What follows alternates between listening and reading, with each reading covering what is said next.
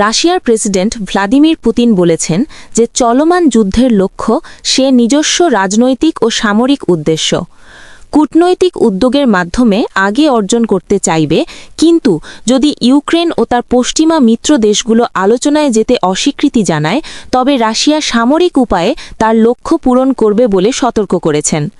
Putin state defence ministry বোর্ডের সঙ্গে বৈঠকে উল্লেখ করেন, রাশিয়া প্রথমে যুদ্ধের মূল কারণ সমাধানের জন্য কূটনৈতিক পথ অনুসরণ করতে ইচ্ছুক, কিন্তু প্রতিপক্ষ ও তাদের বিদেশি সমর্থকেরা যদি বিষয়ভিত্তিক আলোচনা থেকে সরে যায়, তাহলে রাশিয়া তার দাবিপত্র বাস্তবায়নে সামরিক শক্তি প্রয়োগ করবে। একই আলোচনায় তিনি রাশিয়ার নিয়ন্ত্রিত ভূখণ্ডে একটি বিস্তৃত নিরাপত্তা বাফার জোন স্থাপনের পরিকল্পনার কথাও জানিয়েছেন। এখন পর্যন্ত রাশিয়া ইউক্রেনের বিভিন্ন অঞ্চল যেমন ক্রিমিয়া, দনবাসের প্রায় ৯০% এলাকা এবং খেরসন জাপোরিজিয়াহের প্রায় ৭৫% অধিগ্রহণ করে নিয়েছে বলে আন্তর্জাতিক সংবাদ সংস্থা জানিয়েছে।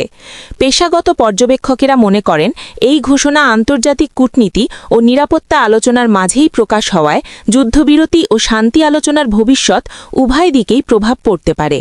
ইউক্রেন যুদ্ধ দীর্ঘায়িত হওয়ায় ইউএস ও ইউরোপীয় ইউনিয়ন বিভিন্ন শান্তি উদ্যোগে ব্যস্ত থাকলেও মূল পার্থক্য নিয়ন্ত্রণ কেন্দ্রিক দাবি ও সামরিক কৌশল নিয়ে অটল অবস্থায় রয়েছে।